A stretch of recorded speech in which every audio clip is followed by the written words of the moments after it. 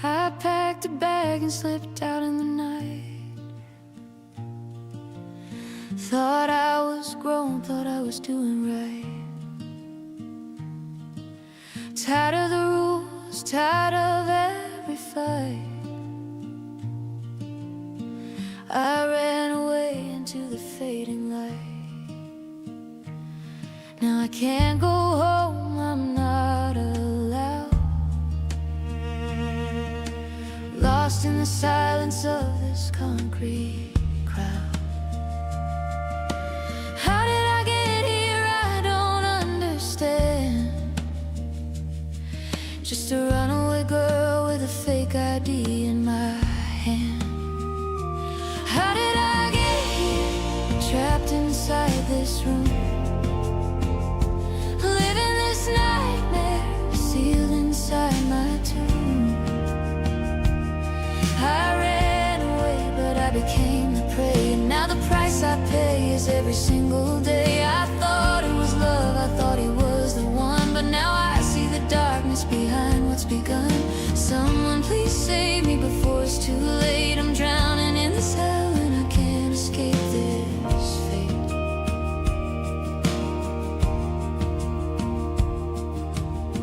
He said he loved me, said I was his only one. Beneath the stars our new life had begun.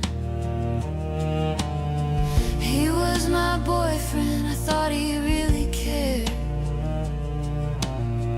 Then all his promises just disappeared. It started as a favor, something small. Just be nice to someone, that's all. When I got nervous, I started to doubt. He'd give me something to help me block it out. How did I get here? Trapped inside this room, living this nightmare, sealed inside my tomb. I ran away, but I became the prey. And now the price I pay is every single day. I thought it was love, I thought he was the one, but now I see the darkness behind what's begun. Someone please save me before it's too late. I'm drowning in this hell and I can't escape this fate. Now I need it to get through each day. This chemical cage is letting me astray. They took so many photos, a gallery of shame. They own a piece of me I can never reclaim. They say if I run, if I try to be free, they'll show the world everything, put the shame on me. And if I don't stay, they'll find my family. Mama was right all along, why didn't I listen? He was bad from the start, and now I'm trapped in his prison. Looking back, those rules at home weren't so bad. Now I'm hiding bruises with makeup, covering marks in the dark. I was too young to be out here alone. Thought I was grown, but now I'm just scared. So far from home, I'm still someone's child. Do you know if I can return? Is there a path I can't see? Is any part of the girl I was still inside of me? I didn't know what trafficking meant. Now I'm living a story I never could have dreamt. If you see me, if you know me, please don't turn away. Someone please save me before it's too late.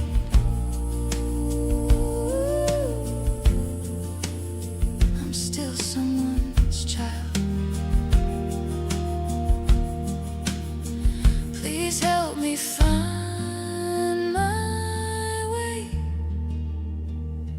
home.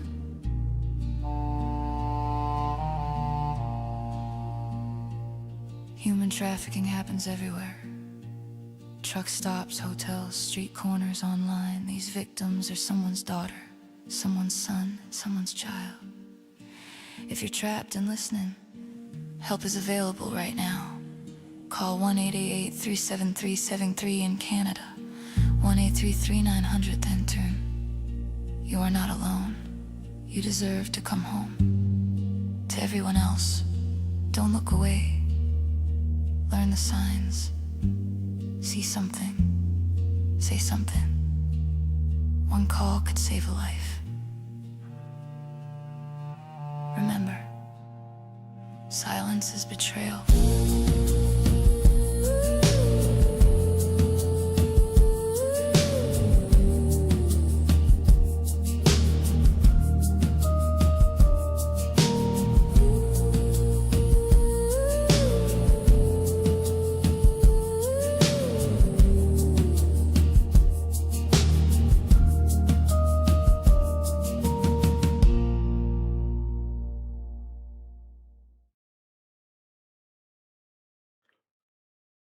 Live on the air, Trial Junkies United presents Justice After Dark with your host,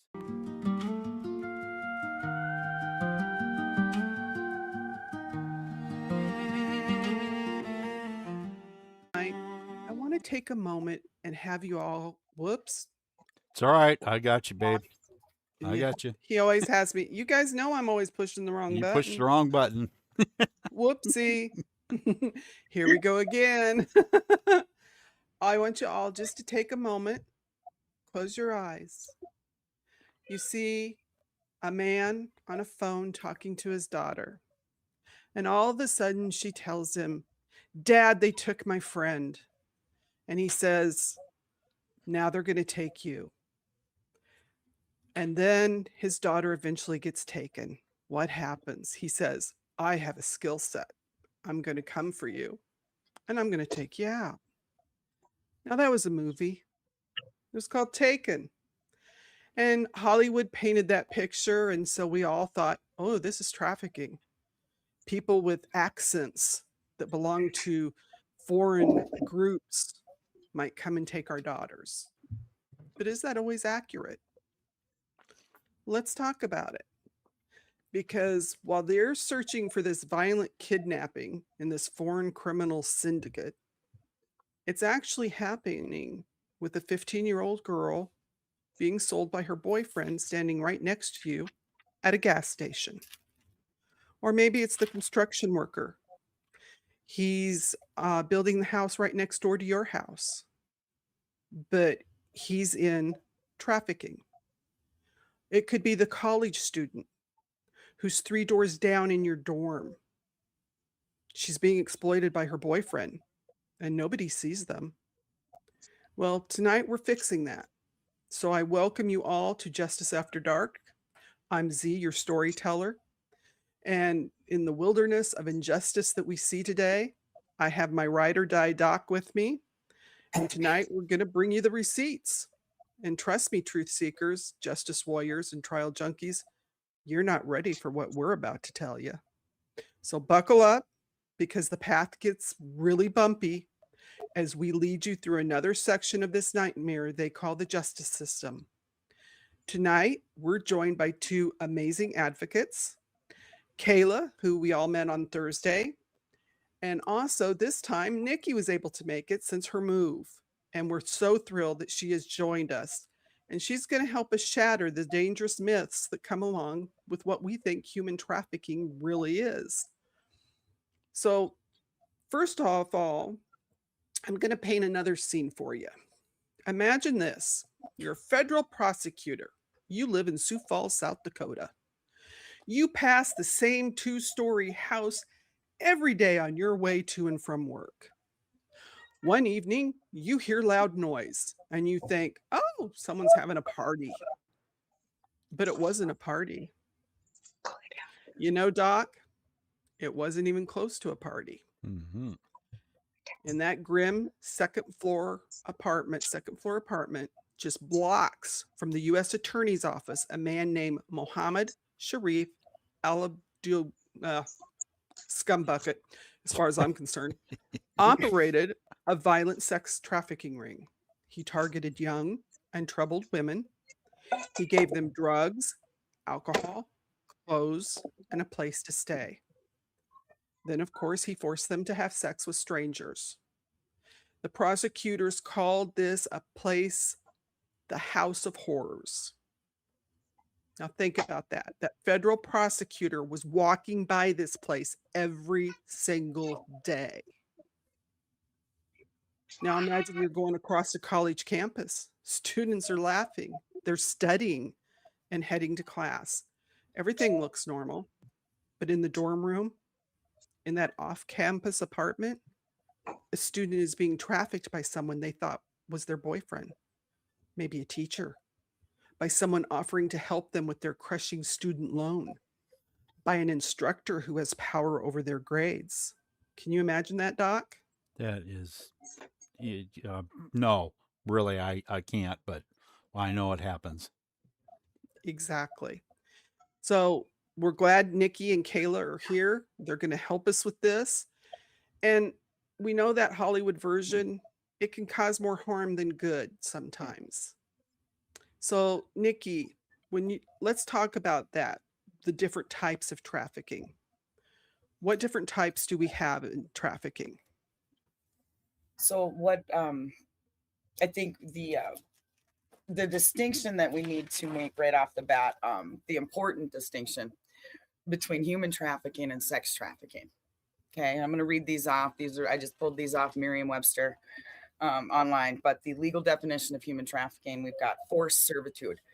So that's the recruitment, harboring, and transportation of a person for labor or commercial sex acts, right?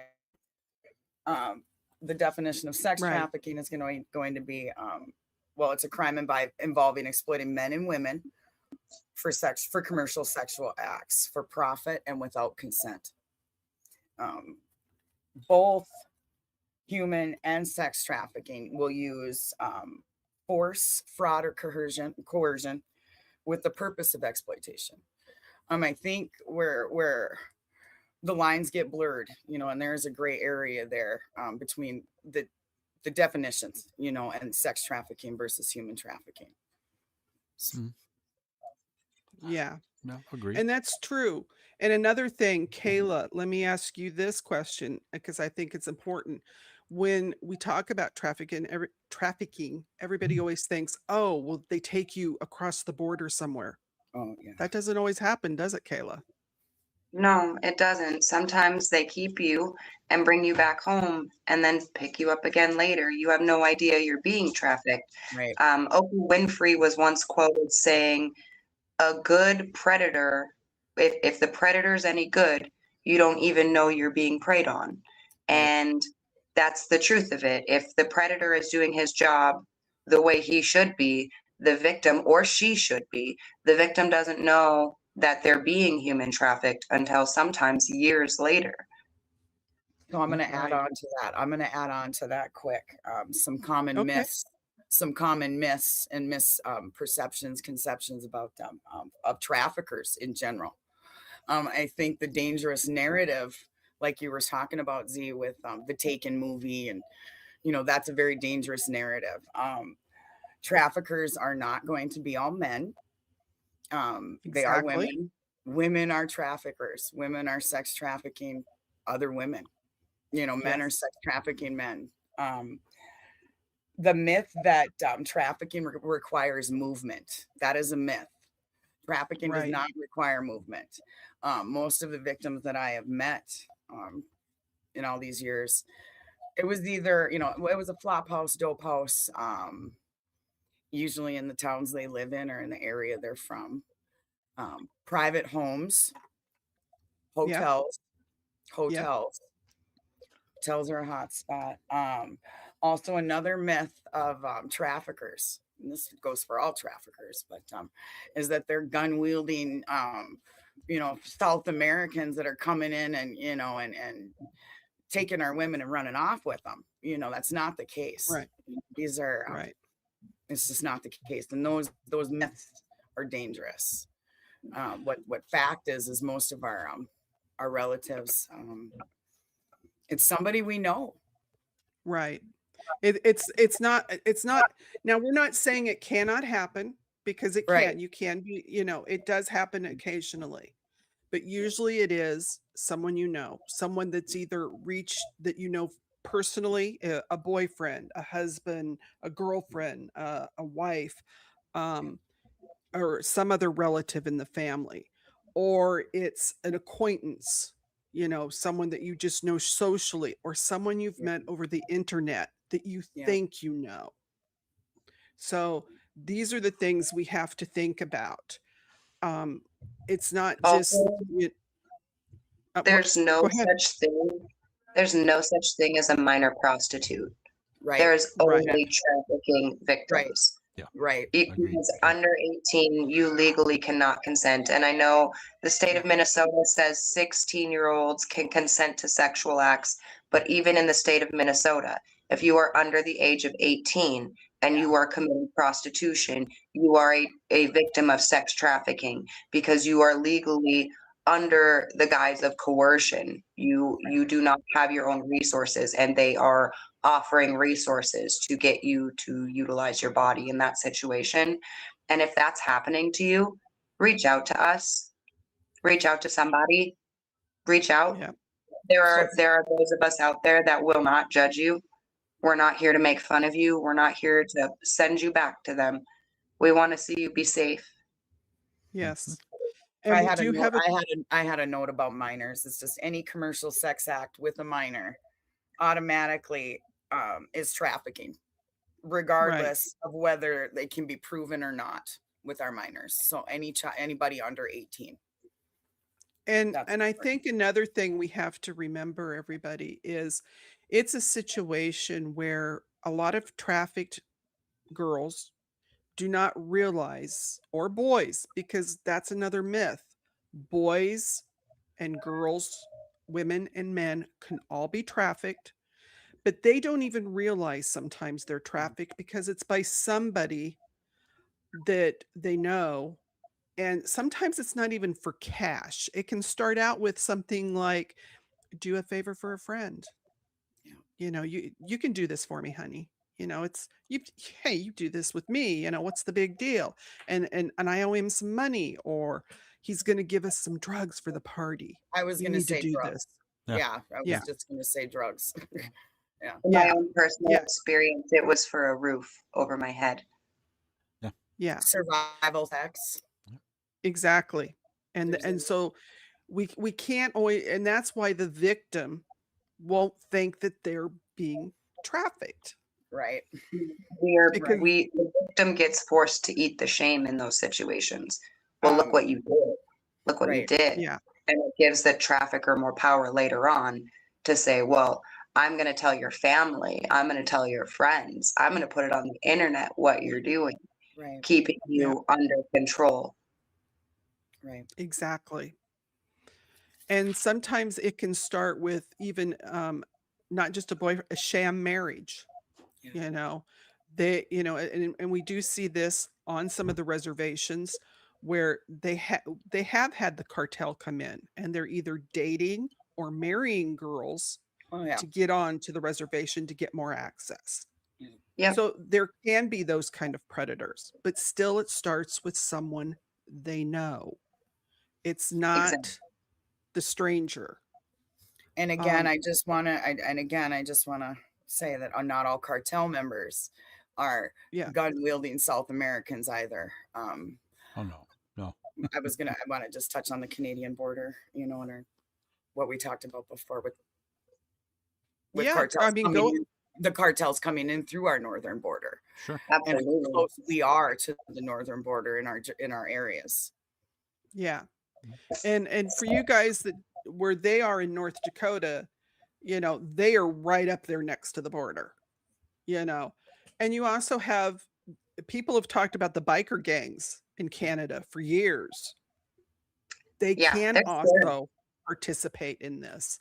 Oh, yeah.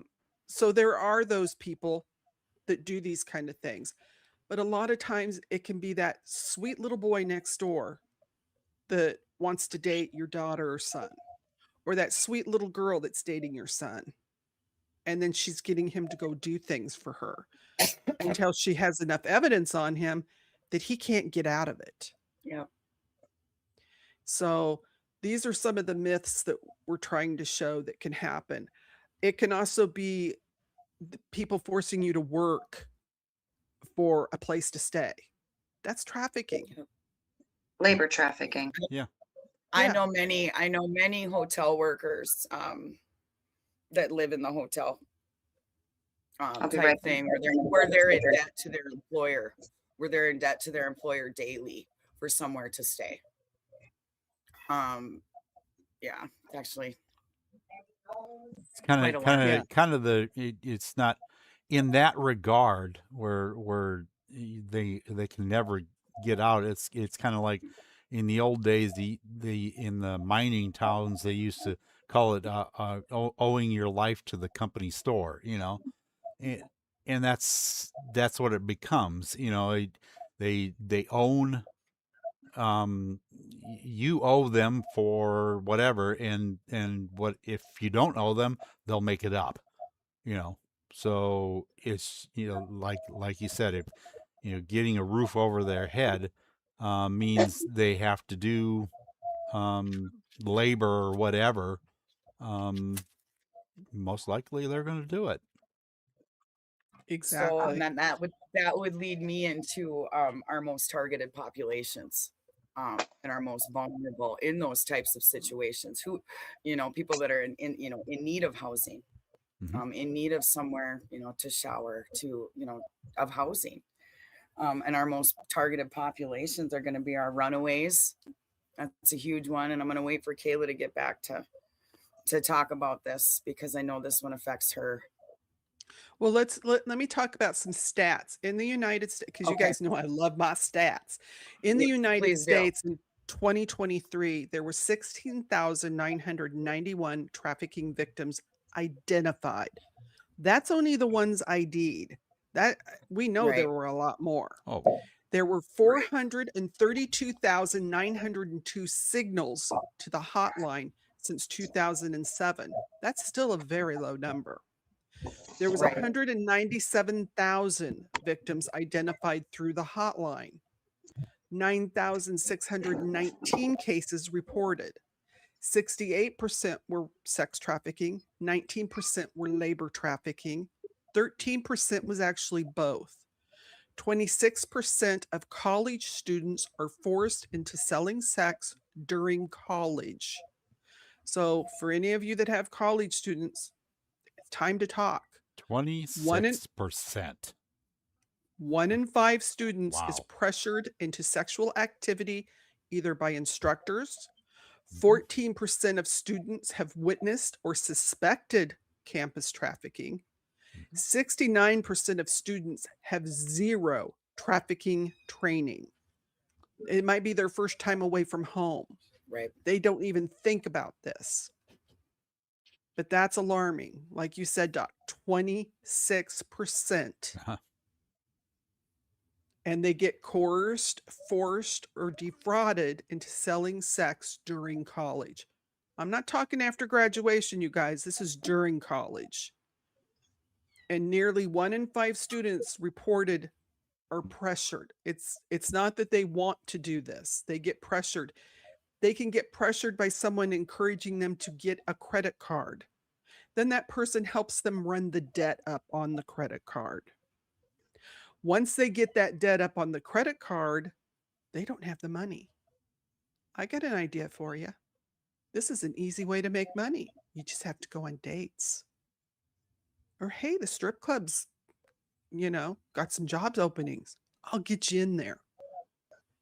And then before you know it, they're taking your money. It's not yours. They're controlling you. But only 14% of those students said they ever witnessed or suspected trafficking on campus. 14%, you guys. So that's something these campuses need to start doing. It's something that everybody needs to start doing it. Yeah. Yeah.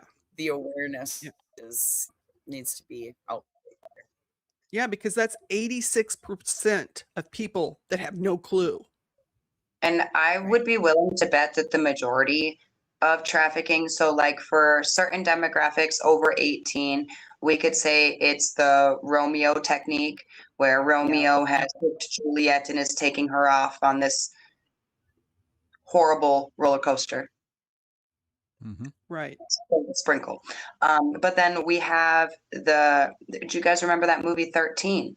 We have the 13 effect, where we have an older friend, the cool girl, who's suddenly inviting the young new girl into the circle and is befriending her and taking her to the parties and exposing her to all of these opportunities, and then just lets someone sexually assault her the first time. SA her the first time. And then the next time, after they go home, she's not so bewildered about what happens. She's a little bit more comfortable and a little bit more comfortable and a little bit more comfortable. And then once that girl ages up to a certain point, 16, 18, 19 years old, she then becomes the cool older friend, bringing in the other new girls. Recruiting. Exactly. Recruiting. And that seems to be a huge thing going on up here in the Dakotas and the Minnesota area right now that I think parents really need to be aware of, because I remember being a little girl and I remember seeing the groups of the cool older girls. And when I was a little girl, they were dancing to Barbie Girl. Okay, so they had the dance down, and I remember watching all the cool girls doing the dance and thinking like, I wish I could. Well, those cool girls now, when they invite your daughter in, it's not just cigarettes that they're giving your kid. They're not just getting your daughter drunk in a field somewhere, making her fight for her life for alcohol poisoning. No, now you have to worry about what adult men are they bringing them around? Because at one point last fall, whilst dealing with my own firsthand experiences with trafficking, we stumbled upon what we call a den. There was 6 adults, and they were talking about downloading and re-downloading inappropriate video footage of children with adults. And through our own investigation, it led us to horrific information. Things like chloroform were being given to these children in vapes. And I don't even know how that would be possible, but apparently it is. And so these young girls go to hit their vape and they go unconscious, and then things are done. And she was just hanging out with her cool older friend, until she's on the dark web. Yeah. And so talking about Sorry, I had to drug my cat with catnip. She'll settle down now. The recruitment tactics. I was a bartender for a long time. The recruitment tactics that you would see as a bartender, somebody working in a bar is important, you guys. Aggressive, the men or women aggressively wanting to get to know this new, this woman or this gentleman, aggressively pursuing you, throwing money at you, drugging them. You name it, I saw it all. But the aggressiveness of, the new guy or the new lady in the neighborhood or at the bar, the new regular, all of a sudden takes an interest in maybe a more vulnerable crowd, more susceptible to being manipulated, maybe are addicted, are alcoholic, that crowd. But that's you'd see that quite a bit. You see that quite a bit. New kid in town, and all of a sudden they want to, they want to meet. Yeah, they're very popular. Yeah. When attempting to identify a trafficker in the bar crowd, since you brought up the bar, I love that, Nikki, because I'm gonna let you say this part. The trafficker usually has the victim's ID. Yeah. You can usually spot the trafficker and the victim because the trafficker will have the victim's ID. So when you're carding the group, watch for that. Right. Yeah. And then watch for people who are not dressed appropriately for the weather. That's a big one. Yeah. We know how young girls like to dress these days, and how young girls have liked to dress for all the days, since the beginning of the days. And that is a rite of passage that we all go through as we turn into women. We discover our bodies and we want to enjoy them for ourselves and for our friends, right? But men see that. And so these young girls, especially these victims, they will not be dressed for the weather. They will be wearing spaghetti straps, tank tops, like Nikki had said in one of her No videos. jacket, They'll no wear jacket. mini skirts, yes, mini skirts showing off all the goodies in weather like it is out here today, -10, -20 below zero. And the reason they're dressed like that is to entice more customers, more clientele, and because it's Right. easier to clean up afterwards. Right. Bartenders are going to see a lot as bartenders, restaurant workers, waitresses. We're going to see a lot. Casino workers, gas station employees. We're going to see a lot. Another thing I saw in the bars a lot was controlled movement. The controlled movement of the victims being trafficked. This goes for cigarette breaks. We were going outside to smoke a cigarette, using the bathroom.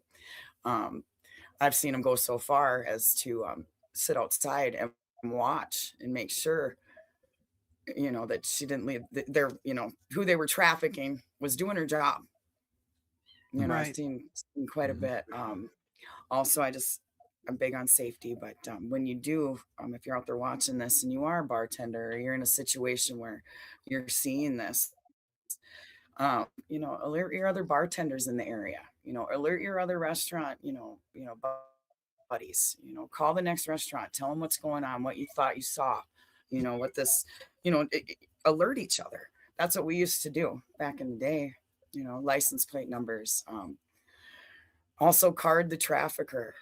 Card the friends with her. Right. Even if they're local people, because a lot of them will be. Even if they're of age, let them know that you're watching them too. You want to know who they Right. are too, what their name is. Yeah. So, And especially in these small towns where everybody knows everybody, and where carding isn't necessarily everybody knows everybody, but start carding them all. exactly. And I think that's very, very important. I think here's another thing I was going to share with you guys. It was some statistics out of Canada. Canada has better stats. The US, for some They're reason, gonna, our stats are they do. old, not keeping track of things the way they should. And that breaks my heart. But in 2024, Yeah. Canada saw calls to National Human Trafficking Hotline reach the all-time high of 5,100 calls from victims, survivors, and others affected by trafficking. Now, just remember, these are the ones that get brave enough to call. So these stats are Have way you- off too. When I called I'm going to share my experience. When I called the National Human Trafficking Tip Line, because I did make a successful tip, and that was last November. That was in November of 2024, because I was a witness to human trafficking at the hotel I worked at. Right. Took me, I don't know, it took me almost 3 days to get to be in a position where I felt safe enough and I had access to a phone, right, where I could make this phone call. It took 58 minutes on hold to get through to someone to take my tip. And I'm not saying anything negative at all about the human trafficking tip line. I'm just saying that I don't know too many people that are in desperate situations or are being trafficked that have 58 minutes to sit on hold. That was that most likely is not going to happen. So there's that. So because I remember thinking, if I was in a really scary situation right now, and this is and you finally got to a phone, and you finally got a phone, then you want me to just sit here? Most of these victims don't even have access to a phone at that point if they're running for help and trying to get help. One of the people in chat made a good comment on a point that you made, Nikki, about the service workers. He said folks like bartenders and waiters especially are often critical assets in investigations, as they know who belongs and who doesn't. Exactly. Oh yeah. Oh yeah, I've noticed in any waitress out there, Kayla, I know you've been in, bartending, waitressing as well. If you're observant, I mean, if you're paying attention,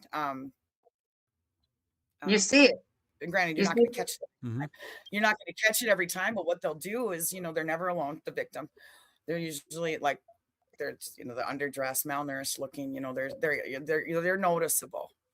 Usually the Right. company they're keeping as well is not, it doesn't vibe, it doesn't match.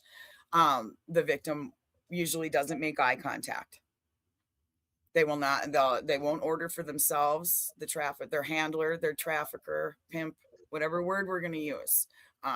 We usually order for them. And if you're a server and you're in that situation, that you notice that power dynamic, it's odd. Yeah, And you pick up on exactly. And some more of the stats here from 2014 to 2024. It said 93% of their victims are women and girls. 90% of the sex trafficking victims were Canadian citizens. 91% of the victims knew their trafficker. Only 10% of the cases resulted in a guilty verdict. Think about that, guys. 10%. Because if they don't catch him in the act getting money for what you did, they won't call him a trafficker.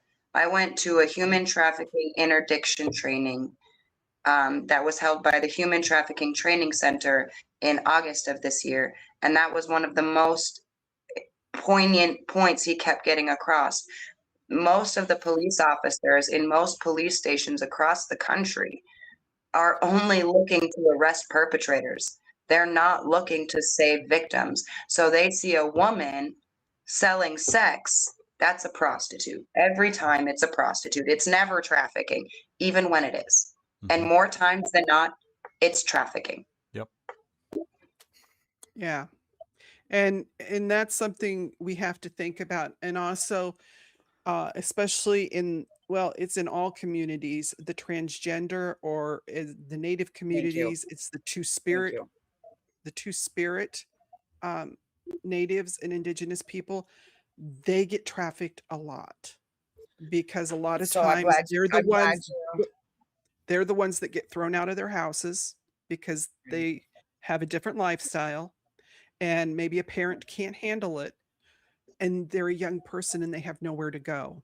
And so they're so vulnerable for one of these predators to grab them. And also, a lot of times, in my own experience with spirit and transgender and non-binary people, young people, specifically under the age of 18, is they have a predator in their home. There is a predator in the home with them, and they're leaving because of that. That was another sprinkle in my own experience fighting human trafficking. What brought me to this advocacy work that I'm doing now, where I spend all day looking for children's missing posters and searching to see if I can find a connection to them online, where I can meet up, where we can get some lines to cross, and hopefully we can locate them. And a lot of the methodology that I found while searching for my own child has been very successful, but it's not always successful. And we should never be in a situation where law enforcement is disregarding a missing child report because it says runaway on the top. Because many times those runaways that are only home, that those posters that you're seeing posted 3 times a week or 5 times a month of the same girl running away, the same boy running away over and over again, those children are likely being trafficked or sexually exploited. Something's wrong. Something is wrong. They're being brought home so that when the parents call 911 again, the parents look like they're in the wrong. And the more times they bring the child home, the less likely the parent is to call 911. Especially from my own situation, sometimes little bug would be home for 12 hours and out the door again. And I would be back out on the street again with missing posters. Sometimes just scribbling out the date with a black permanent marker and writing today's date instead of yesterday's. And that is intentional. that is to deplete the intention was to deplete my resources. And I'm not a special case. My daughter's case is not special except in the fact that I have her permission to talk about it. And we're working towards creating a better situation for other people. I tell her all the time that even at her worst, she was saving the world and making the world a better place. And I like to think that about all victims who survived, even those of us who didn't get out. We've all put the hard work in to make the world a better place, and it's just time we start doing it. Right. And Nikki, you wanted to say something about the transgender and two-spirited kids? As a mother of an openly gay son, I who is an adult, obviously, but Right. I understand just the set of obstacles and challenges in general, of that community. Do I understand them all?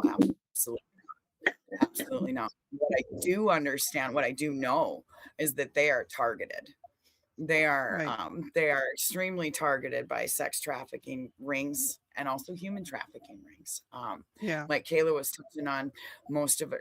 I don't want to say all parents are that way, but a lot of our kids who two-spirited or LGBTQ are already a lot of our kids are already kind of not dealt the best hand, I guess you would say. So they're already just at risk anyway, to be easily manipulated, easily exploited. And again, not have any idea that they are being trafficked. A lot of them. I've had actual victims. I've had victims argue with me and not believe that what was going on with them, what I was witnessing and what other people were witnessing was that they were being trafficked, and they just I was human trafficked from 2009 until 2014. I was consistently human trafficked through that time frame of my life. And it wasn't until 2017 that I could accept. I fought with my best friend, who was also friends with my trafficker. I would fight with him because he would tell me, Kayla, this is what happened to you. And I could not process it. I knew that what happened to me was bad. I knew that what happened to me was wrong. And for some reason, I had to carry this shame, and I couldn't process any of it until one day my brain finally opened up and I was like, oh my God, I was human trafficked. Well, and I guess with that, Kayla, with that, the whole culture of criminalizing the victims. Yes. It's shocking. It's absolutely shocking what I've witnessed in the Devil's Lake region area. That would be Benson County, Ramsey County. It's absolutely shocking. Well, and the thing is, a lot of times what these traffickers will do is they will get their prey or their victims to commit a crime with them. Do something illegal, because once they get that on you, they hold that. It's all about holding things over your head. It's like Kayla said earlier, it can be the taking pictures of you. Maybe they make you a cam girl where you get online and you're doing things. Or they get you still. Or you're not aware that pictures are even being taken of you. Yeah. So there's that also the STD and STIs that they will lord over you. I know of numerous girls who were given to men who gave them STDs so that these women were no longer clean. And when they tried to leave, it was, oh, she's dirty. Oh, she's dirty. So where are you going to go? Who's going to help you? I have an example. What choice do you have? That I was a part of. Actually, I was with he was a drug dealer, a drug trafficker. This is 25 years ago. And we're on our way back from North Minnesota, and he hands me an envelope of cash and says, and it's got thousands of dollars in it, right? And he hands it to me and he says, hold this. And I take it, right? So I just took that money from him. And he said, hang on to it, because if we get pulled over, that's your rent money. You know, that's your money. It's got nothing, you know. So then right there, I was just hooked into a crime. Right. You know, Mhm. that right there, it was just like, you know, it's as simple as that, or even being in the car on a dope run. See, You and know, that's like, being, you know, those types of things will be held over these kids' heads, or these victims' heads. You know, and it, sometimes the traffickers also come in and sabotage. They'll yeah, come in and sabotage whatever their prey has going on, because they don't, the prey that they're picking, they don't want somebody that's only going to be good for 1, 2, or 3 runs. You know, what good is that? You're going to get a murder charge at that point. That's not what they want. They want money. They want a cash cow. They want somebody that's going to bring them money, and they're not going to have to do anything but be mean to them. So Right. they're going to find something that they, you know, hardy stock. They're going to find somebody that works. They're going to find somebody that has things going for themselves, and they're going to slowly take away everything they have. And they're going to do it from a perspective where anybody from the outside isn't going to be able to see what's happening. But behind closed doors, that victim knows that the rug is being pulled out from under them, and suddenly they're desperate. Suddenly they have no choices. The bills are all due. Right. Nobody's going to help. I don't have parents that'll pay my rent. You know, my car note's due. Who's going to pay the insurance? Oh no, the baby got sick. And that was something else. When I went to that human trafficking training, they said that trafficking victims always have a baby or a dog or a cat with their person, with their trafficker. And when I was being trafficked, my trafficker bought me a cat and a dog after getting me pregnant twice, and he made me give the first baby up for adoption, and then he whooped my butt until my C-section ripped open, and I had to super glue that closed myself with fingernail glue.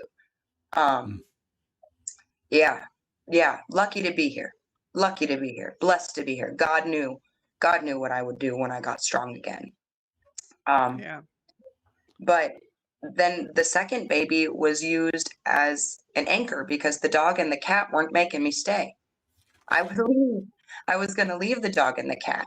So he got me pregnant again to keep me disabled. And that's something that traffickers will do as well. They'll keep you pregnant so your hormones are constantly fluctuating. And then you look emotionally unstable. So if you call the Right. cops, tell the cops, hey, this guy's beating me and he's making me have sex for money or whatever it is he's doing, right? You call the cops and tell them that while you've got a black eye and you're crying, you're going to jail. He's not. And he's going to be home with your kids. I think, Kayla, are you referring to law enforcement assistance or cooperation in the Lake region? Are you speaking of Benson County, Ramsey County, Fort Cotton? Is that where you're going here? Benson County and Yeah. Cass County was pretty bad. Yeah. Ramsey County did try to be better, but when it came to actual acts of violence against me and my child, or threats of violence against me or my child from my trafficker, they literally told me there's nothing they would do. Yeah. Oh, he's just threatening you. Those are just words. Well, those are just words that made me not sleep for 6 months. Mm-hmm. I've seen women thrown consistently and regularly in the Devil's Lake jail that are victims. Yeah. Calling for help in situations where I was fortunate. And that's one thing the authorities have to stop doing, is they've got to stop locking up the victims. I know I had talked about a case that, and I don't know what the girl did, but it was on one of the reservations. I think it was out west somewhere, that the girl had finally called because the guy was beating her up, was not allowing her to leave. He was holding her. They came to take him away. They ran her name, found she had a warrant, and she had been SA'd. She had been SA'd, and instead of taking her to a hospital, they took her to jail. Yep. I mean, they should feel ashamed. They should feel it's shame. an awful. It's a reality, and it's an awful one. But that's something too. I wanna stay on that note, because as a parent, when your child is being trafficked and you're the one who's expected, if you ask any person on anywhere, You're the person who's supposed to go kick in the door because you're the parent. You're supposed to go kick in this trafficker's door, and you're supposed to go Liam Neeson. You're supposed to handle it. You're supposed to Paul Walker him. I don't know what you're supposed to do. You're supposed to pull out some Jackie Chan or something. But if you do any of that, you're going to jail. And your child is going to be at that trafficker's house. And the trafficker is now going to know you're in jail. So they don't have to be nice to your kid. Right. So I don't know if we want to talk. Yeah, well, when I know quite a few people that have been in the Lake region, actually in Devils Lake, Ramsey County, Benson County. I'm gonna use them. I use them as one because to everybody that's from the area knows that we're pretty much one and the same. Our police, they're all the same, right? We've got all of these different police departments, but they're different jurisdictions, different whatever, but they all meet at the same place at the end of the day. Yeah, right. And they drink at the same bars. My experience, and I can't even imagine having this happen to my child, Kayla. I can't even imagine. So I give you credit, huge credit, for being here today and still standing on it and speaking on it. And Lily's a cool kid, man. She's a special kid. She's gonna be all right. She's lucky to have a mom like you, girl. Bug. But so anyway, with the law enforcement, when I attempted to report to Devils Lake Police Department, Benson County Sheriff's Department, Ramsey County Sheriff's Department, the FBI, the tribal police, we'll say FBI because that's common as well in our areas when we're dealing with jurisdictions between reserves and on and off reserves. I got absolutely no assistance whatsoever. The more I pushed, the more I bucked, the louder I got, the more law enforcement pushed back. Every method of intimidation I think they could think of to silence me about what I had witnessed in the Lake region and what I saw and how no one in authority wanted to help me at all. It was, she's crazy. Don't, it's this whole narrative, don't believe her. She's just, I don't even know, this doesn't exist in Devil's Lake. Human trafficking and sex trafficking does not exist in North Dakota. Another huge, dangerously dangerous narrative. Inaccurate. Oh my God. Then they need to explain why there actually is a North Dakota sex trafficking task force. So I'm going to talk about that. I'll talk to you about that too. Kayla, do you have experience with them?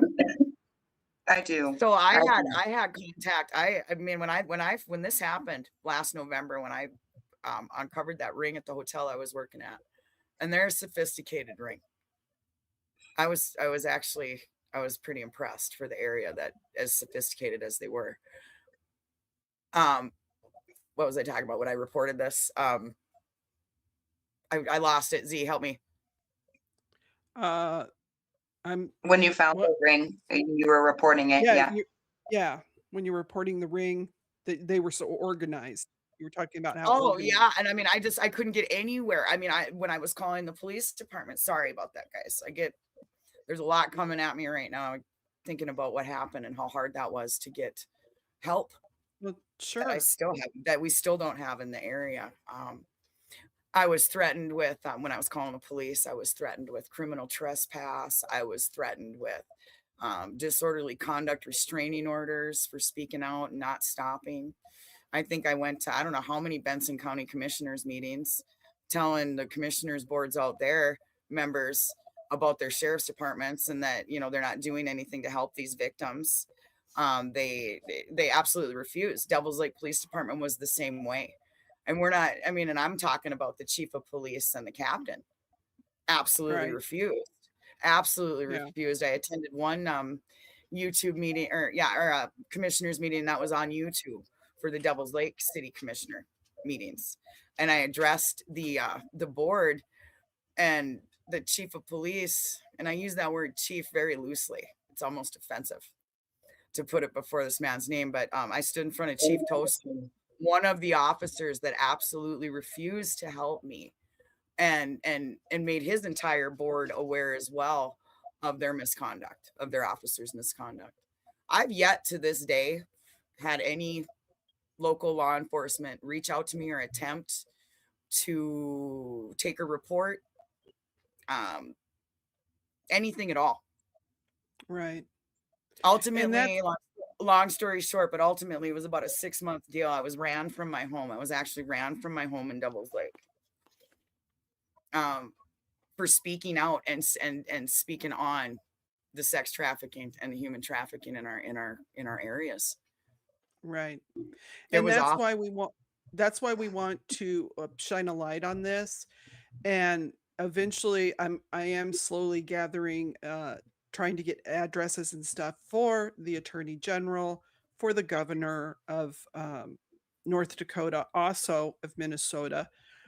We will eventually get this put out, you guys, with some suggested emails or just some scripts that you can call. And you always have to be polite because we don't live there and the advocates have to live in Right. the area.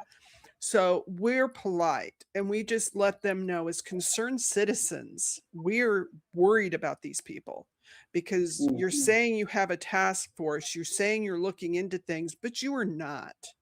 And we're here to say, as a community Right. that is spreading the word, we're going to let them know that don't go to North Dakota, don't go to Minnesota, do not move to these locations because they will not help you and your family if there is ever an emergency in the trafficking situation. Right.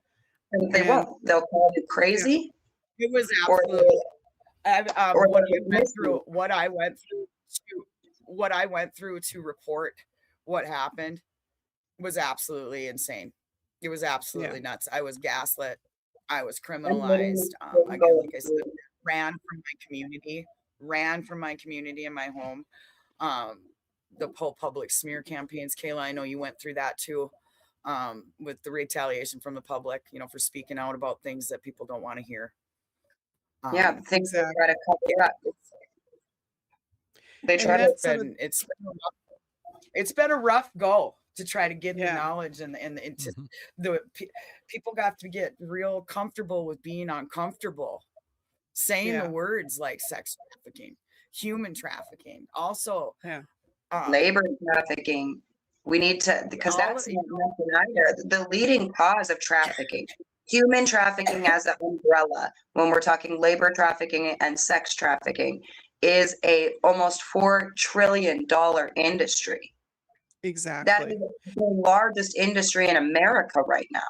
Mhm. How? Exactly. And it's completely Yeah, underground, all in the shadows, and we blame the victim and shame the victim into, more times than not, self-deletion.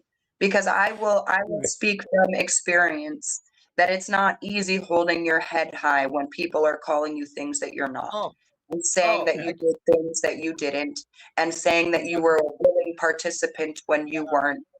yeah, There is nothing worse than having your name dragged through the mud, knowing the truth and knowing nobody is coming to help you and nobody's coming to defend you, because they have dehumanized you already to the point where you are an object for sale or for trade. So they right. don't care that it's hurting your feelings anymore, and nobody afterwards cares. And that is something that we need to stop, because the only what did they say? Um, I guess the only stop is prevention, is the only way I can Right. say it right now. That's not the word I'm looking for, but Well, it's letting people know what it is, how it's seen, so that they can identify it, and also giving them the tools to, right. this is what you can do about it. So we Because can if give all the if you tools. We can give all the tools we want, and we can make awareness, and we can rattle cages, and we can make as much noise as we want, but without proper law enforcement assistance in our areas to respond, to actually take the reports, to ensure justice, to ensure safety for these right. victims, advocacy, I mean, all of it. It doesn't exist in the Lake region.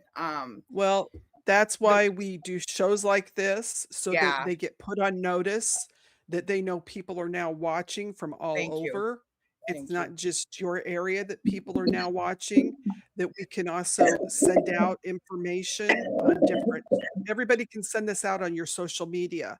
Right. Make sure you hashtag North Dakota's governor. Make sure, you know, let them That's a know new that one. That's a new one. this is happening, that, I you know, better it's not do not that. okay. He's not a friend of mine. He doesn't like me. Oops. My But bad. and I think that's But I one do thing with recently, because with the Epstein movement that's come out, Yeah. we have Right. discovered that it's very rich in people that are involved in this. Oh yeah. And Thank so it you. is hard to get this information out. But as a Right. public, we have to stand up and say, not our daughters, not our Right. sons. We're going to protect them. And if you are, as the police department or the sheriff's department, do not have the cojones to do this, Right. then give them back to your wife, Right. and we'll hire someone that will stand up and say, we will do the job, because that's And what's maybe important. Right. maybe Right. we Like, need you to know, actually start funding some of these grassroots campaigns. Maybe the right. government, maybe the governor should stop funding these companies with these fancy human trafficking Oh this yeah. task force and human trafficking Well, this task force, and this company gets paid this much for trafficking. let's None of them are helping the victims, and I yeah. know as a victim and as my child was a victim. So maybe grassroots companies like Lissa's, the Shanish Scouts, or mine and Nikki's should be Right. funded instead of these corporations that aren't True. doing anything. Because the only way you find Right. these children when they go missing is by hanging posters up. And And not by stopping. And not Yeah. And stopping. that's And being and loud. that's an Being loud. and that's another Yep. thing, is you have to make noise, like Nikki Oh said. You yeah. have to be loud.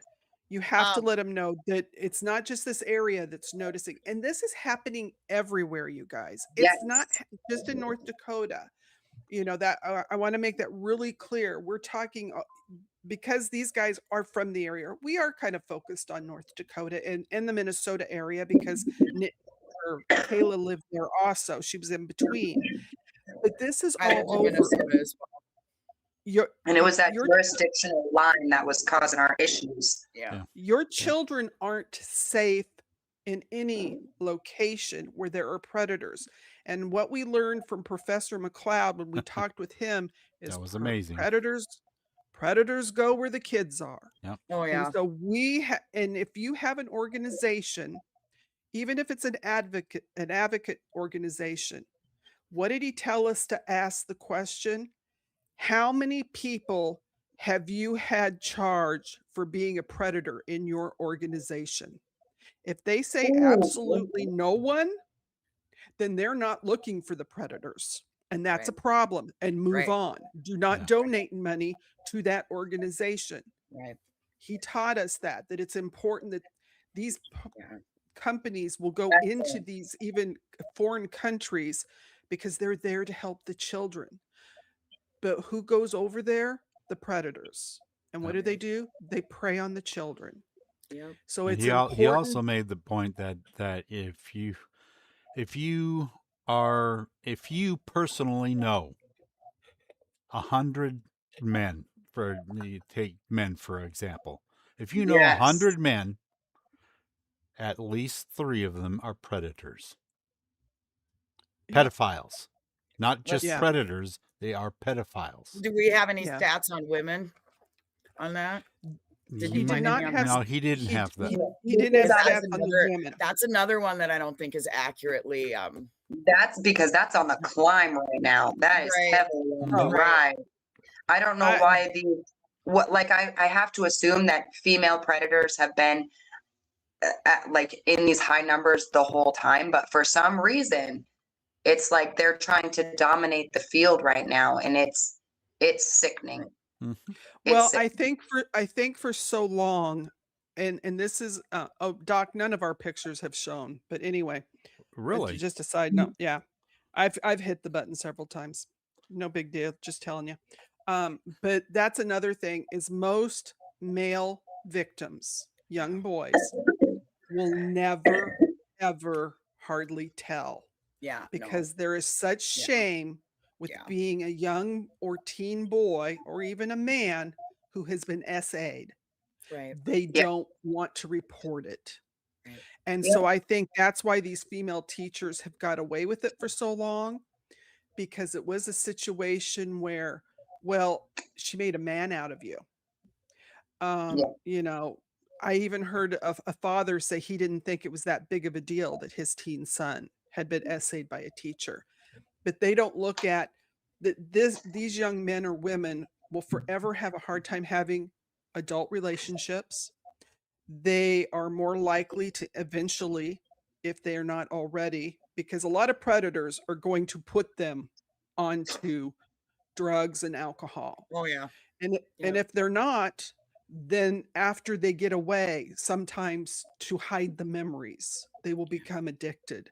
They may even go into crime because they lose who they are. So Right. we have to remember this, that these kids, I don't care if he's 15. If a teacher essays him, it is a crime. She needs to go to jail just as long as a man would go in her place. Right. And as far as I'm concerned, child predators, you should never, ever get out. Ever. Agreed. You know? Because there's no reason for a man or a woman to assault a child. Never. I was talking to somebody on the sex registry, and he told me that the most dangerous predators are not the one on the registry, it's the ones who never made the list. Haven't been Yeah. caught yet. Yeah. Mhm. They haven't They're been still caught out yet. there. They, They yeah. haven't And I Yeah. Yeah. thought has made my skin crawl since he said it. Yeah. Because it's a reliable source. It is somebody who was a predator themselves Mhm. telling you the ones that you have to worry about are the ones that aren't on the list. Yes. Well, So there you was really a never know there who was they are. there was a study done years ago that they took groups of people, and they showed them they filmed them walking, okay? And then they talked to serial killers and said, look at this person, look at this person. Right. Who's prey? Yep. And they were able to pick out every person that would have been prey. Right. Because of their walk. They're not confident. The person that's looking around, has your keys in your hand, you're paying attention, you're not prey. The person that doesn't want to look up, that's kind of shuffling, they're prey. The person that kind of, well, maybe not quite that bad, but still, they're prey. And that's one thing we have to instill in our children is you're not prey. Right. Exactly. You're loved, you're important, you're strong. We have to give them the tools. Also And with the shame surrounding SA survivors in the Yeah. area and the lack of resources, there are just none. There is no SA violence resource center, advocacy center, no walking type clinic, for any type Yeah. of rape kit. Yeah. I don't know if I can say that word. Sorry, Z, I didn't No, know if that we can just say the R word. yeah. Okay. So yeah, and these are things we have to think about. We also have to consider, hotels. Hotels are Yeah. huge. That's where I and witnessed it. and that's where and she witnessed it. So I know I had talked to Katrina, one of our lovely mods, earlier, and make sure you show the mods awesome love because they're awesome. But Katrina had Yes. talked about she had a job at one time where they talked about the trafficking and different things. And it does happen. It's not always the seedy hotel. It can be very nice hotels. It can be any hotel, you guys. So It can be any resort, Airbnb. Mhm. yes. And so the hotel people need to be trained to spot this. Yeah. They have to be able to spot it. And now hotels are actually being sued by victims. And some of them have got some decent verdicts since 2023 up until this year. In July of 2025, a federal jury awarded $40 million, $10 compulsory, and 30 million punitive. Yep. Compensatory. Okay, yeah. United Inn and Suites out of Decatur, Georgia, in March of 2025, $17.5 million settlement. 3 Philadelphia hotels, Motel 6, Days Inn, North America Motor Inn, July 2025, $6 million settlement from a Super 8 Americas, Best Value Inn, Tucker, Georgia. September 2025, $5 million from a Days Inn in Stockbridge, Georgia. 2 survivors trafficked as 14-year-olds back in 2013. February 2023, $24 million verdict. Days Inn, Northeast Philadelphia, 8 victims trafficked as minors. North American Motor Inns, Philadelphia, over 62 million. Red Roof Inn, Atlanta, confidential settlement with 11 women. So they are starting to hold hotels responsible. Right. And that's good. We like to see that. And I said the names of the hotels because you know what? They deserve to have their names out there. Yes, they If do. you've ever walked through the lobby of a hotel and you Right. saw a strange couple and you got that Right. feeling, So our say area, something. our area as well, Devil's Lake, is known for, I mean, people come from all over the world to fish that lake. I worked in Right. the restaurant, the bar industry in Devil's Lake. You know, like I saw the fishermen, you know, I saw all the tourists coming in. They pack our hotels, they pack our, you know, they pack our lakes. You know, we've got Right. people coming in from all over the place staying at Right. hotels And that's that I true with witnessed these South crimes in, Dakota. that You've I got witnessed these crimes in. right. North Dakota, you've got your fishing, and I'm sure you have hunting. South Dakota, Yeah. they have pheasant hunting, they have sturgis. These are any state where you have huge events, it's going to draw predators. And women out there, What if your happened? husband goes on these events, goes hunting and fishing, maybe go along with him. Find out what they're doing. Nikki got dropped. I hope she calls back in. Nikki, Uh-oh. so that's something to think about, you know. And the hotels, what they were ignoring, like Nikki had shared earlier, There you she know, is. foot traffic in rooms. You know, if they have rooms that people are only spending a few hours in, if they're doing cash only payments, if guests are in distress, minors being checked in without luggage. I lost you guys. Okay, Yep. we hear you. We There you hear you are. now. Yep, Yay. she's back. So these are the things to look for. Like the girls have told you, if you see I don't know young what happened. people in clothing that's not, you know, appropriate for the climate, you know, if they don't have luggage and they're coming into hotels, if you see guys paying on the side managers or stuff in hotels, Yeah. if they're getting, we need to train these hotel people. They have to start reporting criminal activity. And if they don't, there needs to be settlements. You know? Agreed. So that's exactly. So that's what I did.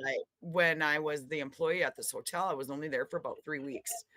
And I kept reporting, you know, what I was seeing to Right. management, to the front desk, to the other housekeepers, and I was not supposed to talk about it. My complaints never got anywhere. Yeah, never got anywhere. Actually, the hotel is the one that wanted to press trespassing charges against me with the Devil's Lake Police Department. That's where that threat came from, was when I was trying to get them to go into that hotel and talk to my manager and you know, and go look in that hotel. That's what the response was from the Devil's Lake Police Department was we'll charge you with criminal trespass Yeah. if we see you anywhere near the hotel. So, So, and this and was that's just me trying to tell them about crime. Yeah. So, and I want to say something too for like Go victims, ahead. potential Uh-huh. victims. I'll be right back. Sometimes predators are looking for women who don't have men active in their life. They want to see a girl whose dad ran out and, you know, maybe she has a stepdad, maybe she doesn't. Maybe she doesn't have any uncles or any brothers. Maybe she does have brothers and they're, you know, drug addicts or whatever, CD types too. That's what they look for because it's an easy in. And Right. the leading cause of trafficking, of all types of trafficking, is poverty. And so the only way that we could honestly fight this is by ending this wage cap that we've had for the last 40 years and paying people a livable wage again. Because when we aren't worried consistently about where our next meal is or if a roof is over our head, it's going to be a lot more difficult for some predator to come in and offer us a roof over our head or a good meal. Right. And you're right. Also, the foster care system is, you know, Oh those my poor goodness. kids, they're Oh. just full of a chance for a predator to get a hold of them. I have a friend in Minnesota whose daughter was going through similar things to what my child was going through. And from the time she was 14 on. And when this young girl was 16, they were allowing her to have adult relations with a 24-year-old. Social services was, the foster care system was.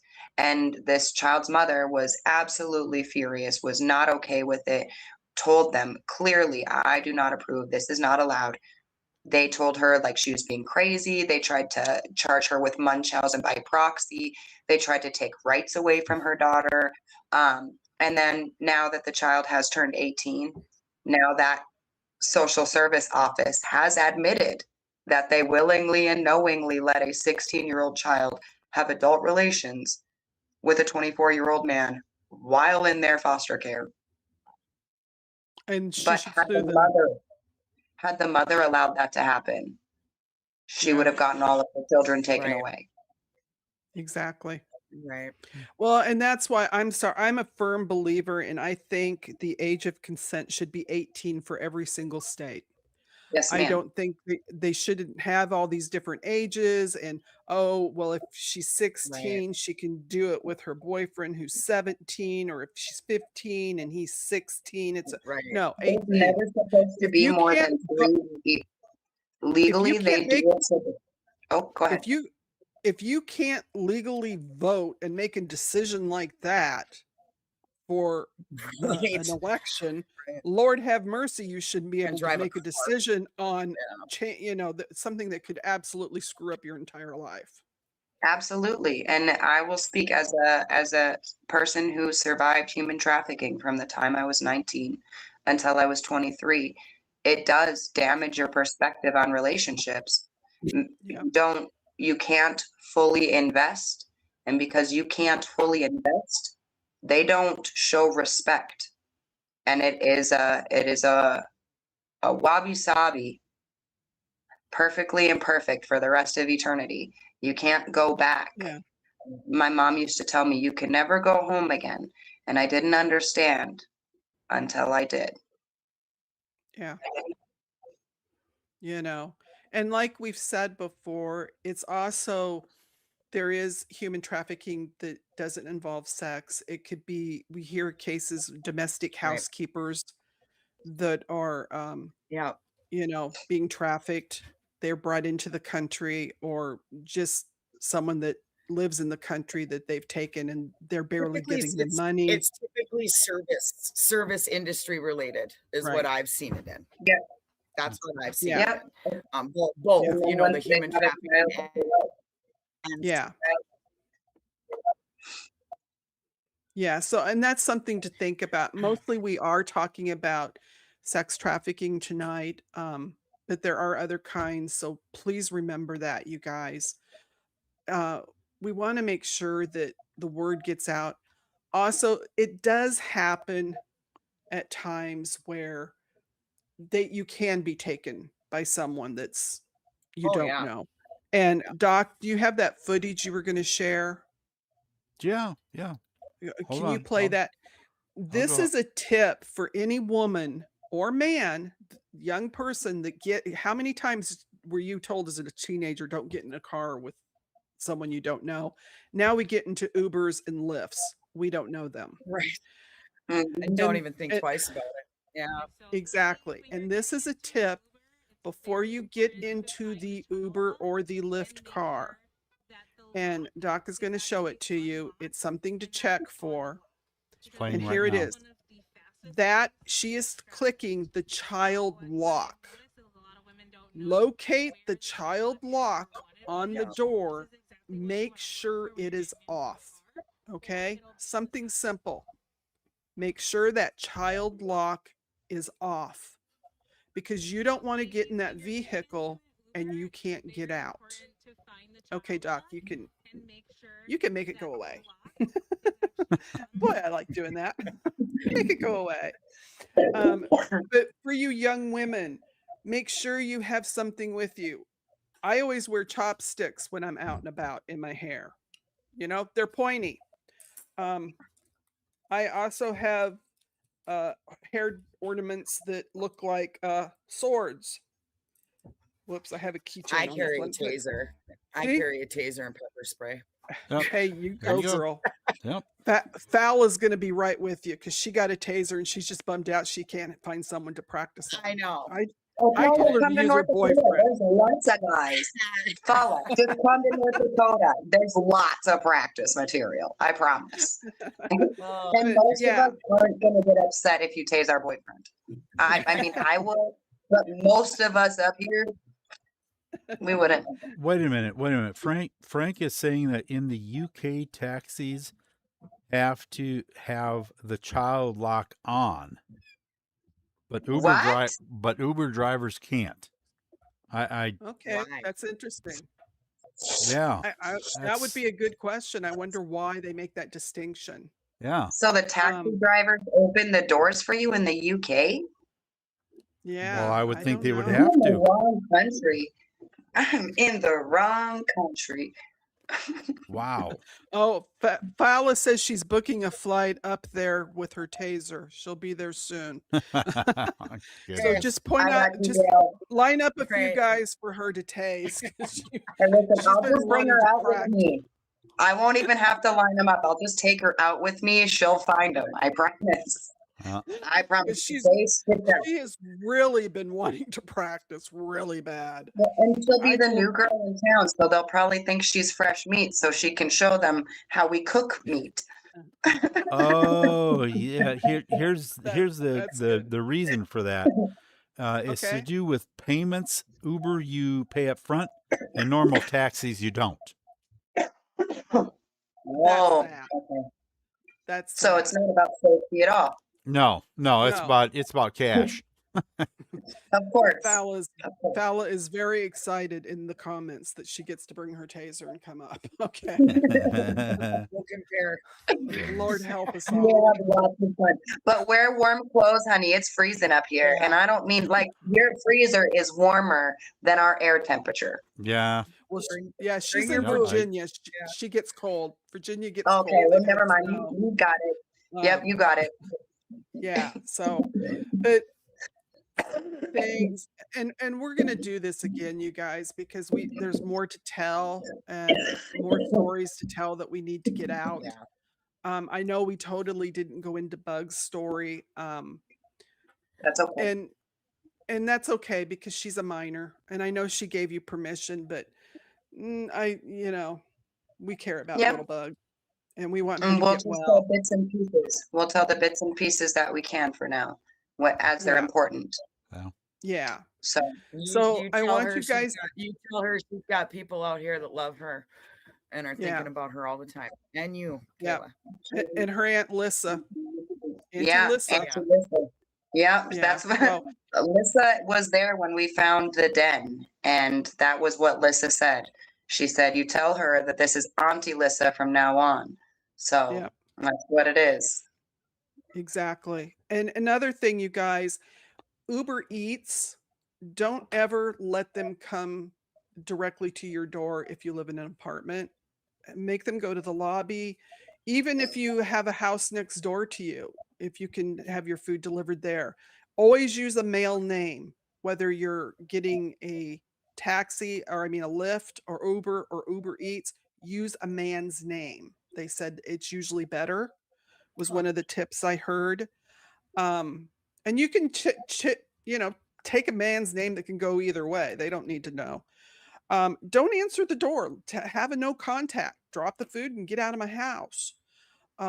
Also, you have to be careful because recently they showed a woman and she did it to be malicious. She sprayed pepper spray on the food she delivered, you guys. But what if it had been a trafficker? So Right. personally, I ain't calling nobody to pick up nothing of mine. I mean, I'm just that way. And I just want to say, we found out that you could order chloroform on Amazon. So, Oh, Lord. Oh boy. yeah, That's nice to know. Uh-huh. isn't it? So this is why I keep bringing it up. I keep bringing it up because when my child said this to me, Yeah. my heart fell out of my pocket. I'll say it that way. It fell out of my pocket. I did not. I was Yeah. watching something just last night about where they were talking about uses, the chloroform uses or usage in these situations. I think it was on, don't get me lying, I want to say Dateline, but it could have been 2020. I'm one of the Possibly. news, But Bug told me the boys had it in a little brown vial, a little brown signs vial, and they had a little brown bag around it, and they did what they did with it. They put it in Goodness vapes. sakes. They made the girls sniff it, and if the girls didn't want to sniff it, they got hit. And when I reported that to the police, you would think right. that would create a sense of urgency of some kind, but it didn't. They just chalked it up to I'm a Looney Tune who doesn't know what she's talking about, and the kid just runs away because she hates me. But Right. I was the one she called when. Yeah, another they would actually have to do something. Right. Yes. You know, Yes. if Something would that have to didn't involve forwarding somebody. 109 images of childs on their Right. phone. Because Yeah. after this den, after we discovered the den and the police force did not do anything, I took it upon myself to call the local FBI. And 3 officers were let go from the sheriff's department and from the police force, a total of 3. One of them was the guy who did the 24/7 ankle monitors, because he was positioning women for allegedly for lesser sentences. The other one was providing alcohol to minors, who, that's ironic because all of these minors that were leaving the pedophile den, they were drunk. Wonder where they got the booze. And then the third one was a sheriff's deputy who had 109 counts of babies on his phone. Oh, wow. And you're talking about the Fargo area, right? I'm talking about the Fargo area. I called the FBI, and those 3 officers were let go, and everybody still told me I was crazy. Right. I know. Well, so when the Epstein files hit, and when it all hit the news, is when then it was okay to talk about it. Then we weren't crazy anymore. Then we weren't. Well, they're still not acknowledging it. They're still the bigger issue is they aren't held accountable for anything. Exactly. Yeah. They're just let go. And I think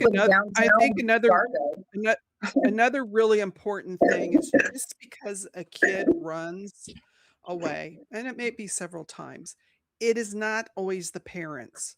Sometimes the kid is having some difficulties, and it could be an absent parent. They just want someone to care for them, and they fall for these stories from these other people that say, I'll take care of you. I love you. So we can't blame the parents all the time. Yes, at times it is the parents. At times it's somebody else in the house. We're not saying it's not, but at times it's just kids get confused, hormones are going crazy, and then the cool kid at the park has a vape. Yeah. When the hormones are going crazy, the cool kid at the park has the vape, and then it's just funner to not go home. Right. And let me quick, we're going to do a few missing persons here for you. I remember what I always say, guys, when you're out and about, put those cell phones down, watch people, look at faces. Yep. If Yeah. you're on public transport, look at faces, watch your surroundings. You might be able to actually save someone, because someone might leave home voluntarily and then they get in a situation where they can't come Right. back. So it's no Right. longer voluntary. And we also know human trafficking does take place. So please, if you see something, don't feel stupid. Call 911. Report the missing person, because don't think someone else is going to do this. You do it. Right. And And it's if better for you you to be wrong. right. Right. And Right. We've if it's a better to be situation, wrong than right. Yep. And if it's a situation where, hey, maybe you have a fear of the police, okay? I don't know. We have an email. It's called tips, the number 4, trialjunkiesunited@gmail.com. Send me the tip. I'll call the cops. I don't have a fear of them. If they think I'm crazy, oh well, form a line. That's a all I lot can of tell them. victims though, that is a known indicator. They're terrified of the police, usually. Yeah. So Yeah. that initial reach out doesn't even take place. Right. That's why it's so important to have well-trained Yeah. officers. So if there's police Absolutely. officers watching this right now, you need to Right. get a hold of the Human Trafficking Training Center and have that addiction training coming to your police force. It needs to come to a police force near you, because without this training, you're doing Right. way more harm than good. Right. Well, and without And our any assistance, without any Right. law enforcement assistance, And it all kind of makes this a moot point, right? If we can't exactly. have everybody come together and combat Yeah, this. 'cause Right. And technically we break the law by being our first Oh. missing person, we actually have had I think it's Demina. I'm not Demenia. sure. Demeania? Demenia, Stephanie Guzman. We've shown her Guzman. poster before, but as all of you guys know, we've had Siska Tobacco on the show. She's one of Lissa's proteges and one of the scouts. She asked us to please put this one up again, so I said we would. She's 16. She's been missing since September 26th from Fargo, North Dakota. She is from the Mandan, Hidatsu, Erica, and I said that wrong. Lissa will get me later. Nation. She has brown hair and brown eyes with some blonde in the hair. She's 5'2", 120 pounds. She's little. She has a scar on the right top of her forehead, a little star tattoo on the middle finger by her nail bed on the right hand. Contact the Fargo Police Department at 701-451-7760, or contact your local police or 911 guys. Because if people get trafficked, I'm not saying she is, but if they do, they could be somewhere else. Okay. Remember that. So our next one is Devin Molino. He's 15. He's been missing since November 6th of 2025 from Renton, Washington. Last seen at his residence off 120th Lane Southeast in Renton around 5 p.m. He was headed in an unknown direction. He is brown eyes, black hair. He's 5'9" and 270 pounds. He was wearing gray jeans and a black jacket. Contact Renton Police Department at 425-430-7500. I have another North Dakota girl. Her name is Drew Maria Gulch, Guches. Not Gooches? sure. Gooches. She's Gooches? 17. Something like that. She's been missing since September 18th, guys.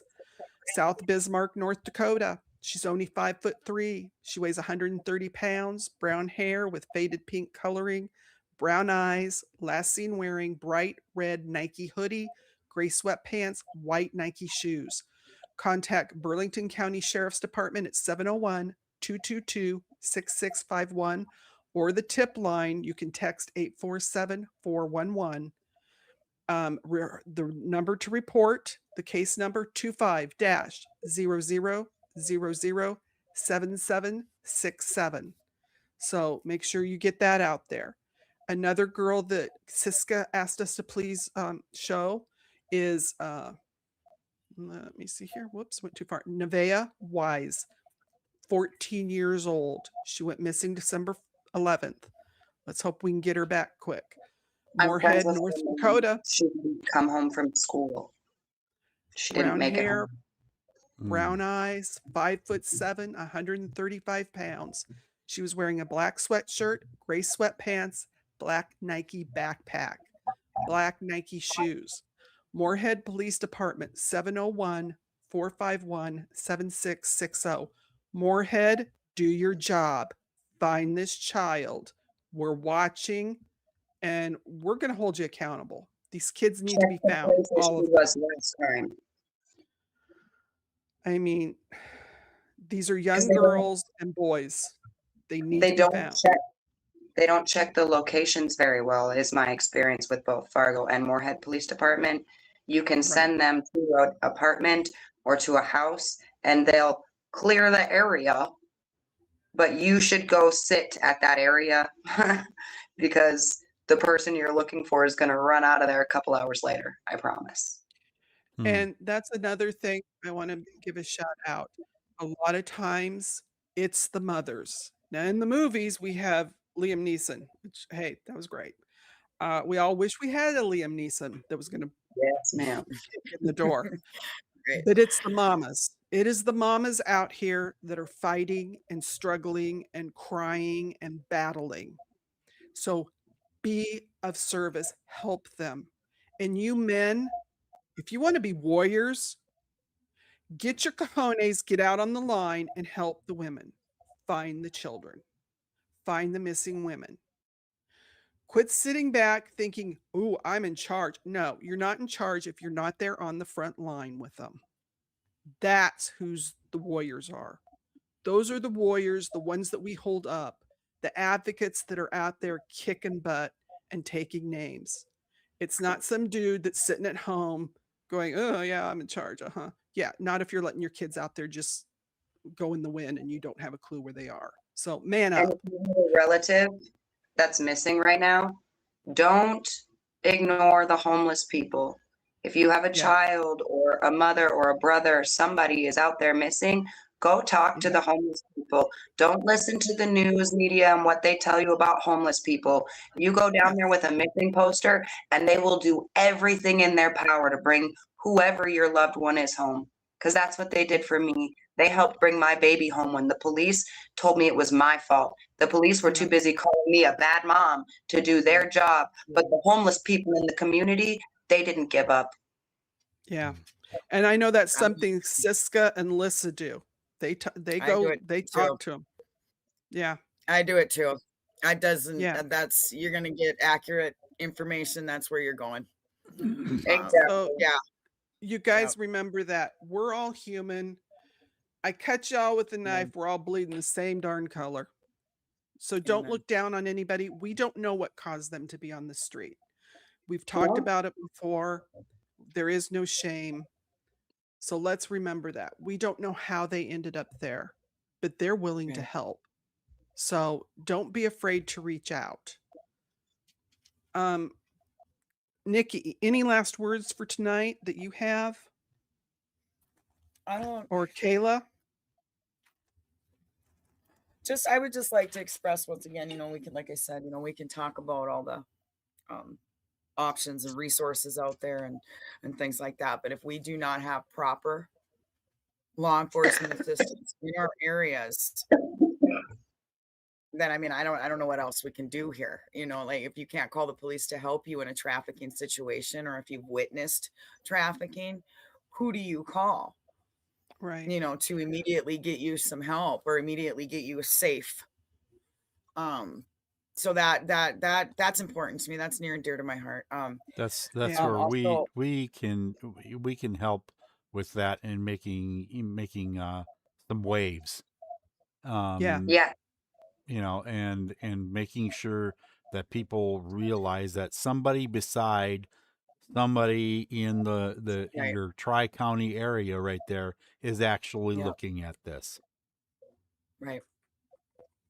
Yeah. We appreciate that- you guys. that's- This is That's the threat that keeps me sleeping well at night, is that there's other people watching now. Yeah. So I don't Yeah. have to be so Right. scared. Yeah. But my last words for today is I just want you guys all to take care of each other. That Yeah. book that we all get force fed from at one point or another, it says we're supposed to love each other. You're supposed to love your neighbor as yourself. You're supposed to love everyone just as you would love yourself. And that means making sure they have what they need. Yeah. Yep. That's good. Simi Sharp, actually, her children live up at Standing Rock. She says, Okay. also check the 24-hour restaurants. Sit and talk to the people. You can find out a Yeah. lot Yep. from the night owls. Yep. Yes, Drug ma'am. shops. Yep. Great tip. Yep. Simi, thank you. That was awesome. Thank Yep. you. Great tip. Kayla, Nikki, and Chelsea that we had the other night. We cannot thank you guys enough for coming on here, talking and sharing your stories. You guys are all welcome anytime. If you have a story, if you have a missing poster that you want posted, I post them on Thursday nights and Sunday nights Okay. when we do our stories. I don't have a problem. Um, Thank you. and this is what we have to do is tell the stories. So I want all of you to give a shout out to the girls for coming and sharing with us, and a shout out to Chelsea for the other night. Their voices matter. Their stories matter. And this is how we are going to protect all of us, is by sharing and letting the police and the authorities know we're watching, and we're not afraid to start Thank you. getting some emails out, getting some notifications saying, "Hey, we see you." And if it's too hot in the kitchen for you authorities, find a new job. I think McDonald's might be hiring, and you They don't pay have to pretty do a good whole with you. lot. You know, you don't have to go out on a you don't have to go out on a call. You Mhm. know, so, and that's something to think about. And kids, be careful. Tell your children to be so careful on the internet. Monitor your kids. Know who they're talking to. That is And tell them you so, love them. Yeah. yeah, tell them you love them. Tell them you're there for them. And if your child chooses a different lifestyle, don't take it out on the kid. No matter what our belief is on the situation, we should never abuse a child or kick them out of the house, because they deserve, they're human. They deserve a chance to grow and to become better adults and do what they want to do with their lives. We can't make decisions for our kids when they get to be adults. As So parents, you know, we are the only opportunity our children have to experience unconditional love. We're it. yeah, All of these broken people running around in the world hurting people are people who did not get that experience of unconditional love. So just make sure you're yes, giving that to your kids. And if you can do that, it doesn't matter what you're going through. It doesn't matter who's calling you a bad mom or who's calling you a drug addict or who's saying it's all your fault. You'll be able to stand in the fact that you gave your children unconditional love and you knew that. And that'll help get you through. yes. And Gemini says the advocates who don't do their job and say, we just don't know what to do, they need to get training and ask someone who does. Stay out of the way of those who do know what to do. And that is accurate. Unless you want to be a boots on the ground type of advocate or really use your voice, don't bother. If you're in it for the pictures, people, in some kind of fame, Yeah. Yeah. Yeah. you're not Don't needed. do it for a photo shoot. I It has met to be the real I deal. met quite Yeah. a few. I'm You're gonna never gonna one look pretty in the photos. I'll tell you this now. one organization in particular that is funded, government funded. It's called the 31-8 program out of Bismarck, Mandan area. I'm still waiting on them to call me back. I haven't heard a thing. It's been over a year. Oh, the Yeah. 318 project. Yeah, that's another organization that's just they're just blowing smoke. Just thought I'd throw that in there before we get off the air, Yeah. because There is a lot of that one was hard advocacy to stomach. agencies. So That one was lot- hard to stomach. before you donate to any agency, you guys, check Yeah. them out. Have them show you the proof of what they have done. Don't just take their word. Simple Oh, we give question. money. Who did you give it Ask to? them how many posters they make for each missing child. That's how you know. Ask them, how many posters do you make when you hear about a missing child? And if they don't have an answer, you don't need to donate to them. Yeah. Good So point. that's important. And also, find out if the organization has any pedophiles in it. If they say they have absolutely none or have never had any, take a second look, because they're not That- looking for them. That's They're scary. They're there. It's just Mhm. So you guys never stop looking and fighting. That's what we need to do. Every killer, every trafficker depends on your silence out there. Don't Yep. give it to Oh, them. yeah. Do not give it to them. Make sure that if you see something, you're saying something. Don't think somebody else is going to do it. You do it. Right. Our hashtag here has always been silence is betrayal. So let's not do that either. Next Thursday, we're going to, well, I don't know. I have to look at the date. I can't remember what date it is next Thursday. Yeah, we'll have a show next Thursday on the 18th. Yeah. Because I know the Thursday after, I know the Thursday after that's Christmas. So I haven't decided what we're going to do that week. It'll be insane for a lot of people. It's my birthday on Christmas Day. Oh. A little Christmas baby. Yeah, I'll be 36. Ugh, So Weird to just to think tell about. everybody, we're here as a platform. If you have a story to tell, contact us at trialjunkiesunited@gmail.com. We'll see what we can do. Also, I have posted a link in the post for Lissa Yellowbird Chase for her wish list for the dogs. A lot of it's for the dogs and for searching material, for paper, SIM cards, things she needs for her work. We all love Lissa here.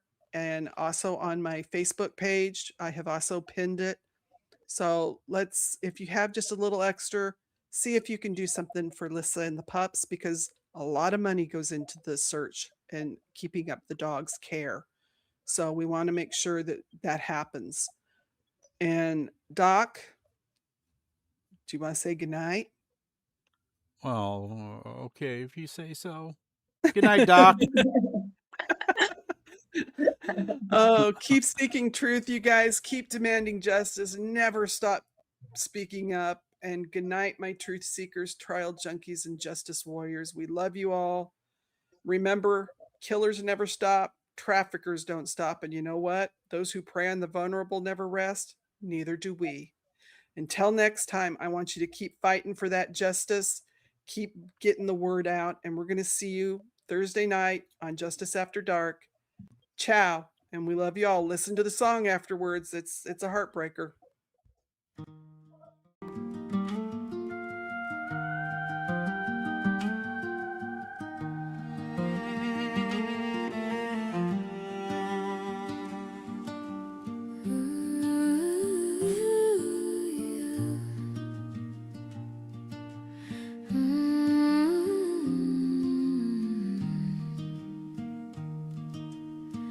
I packed a bag and slipped out in the night.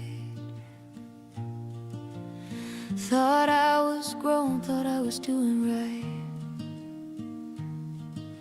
Tired of the rules, tired of every fight. I ran away into the fading light. Now I can't go home, I'm not allowed. Lost in the silence of this concrete crowd. How did I get here? I don't understand. Just a runaway girl with a fake ID in my hand. How did I get here? Trapped inside this room, living this nightmare, sealed inside my tomb. I ran away, but I became the prey. And now the price I pay is every single day I thought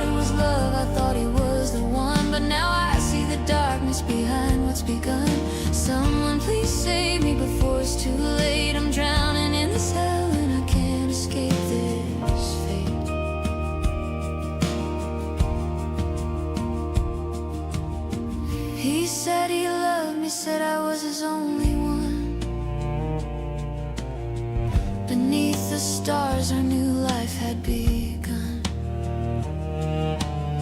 He was my boyfriend, I thought he really cared. Then all his promises just disappeared. It started as a favor, something small. Just be nice to someone, that's all. When I got nervous, I started to doubt. He'd give me something to help me block it out. How did I get here, trapped inside this room, living this nightmare, sealed inside my tomb? I ran away, but I became the prey, and now the price I pay is every single day. I thought it was love, I thought he was the one, but now I see the darkness behind what's begun. Someone please save me before it's too late. I'm drowning in this hell and I can't escape this fate.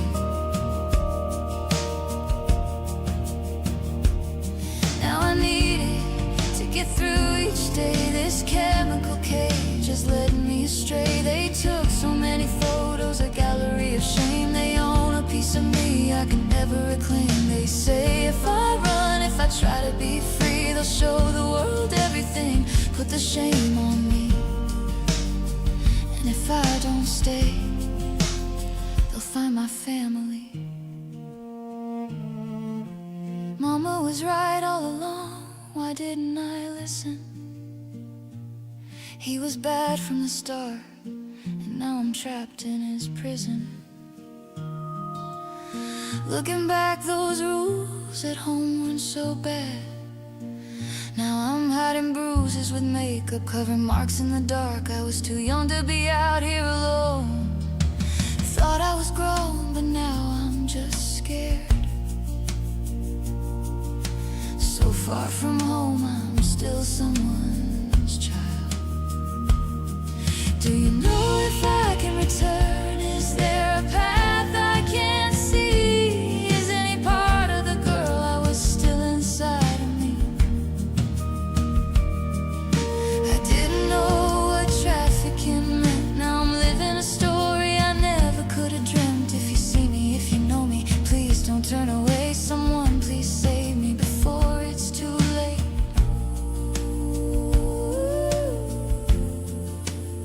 I'm still someone's child. Please help me find my way home.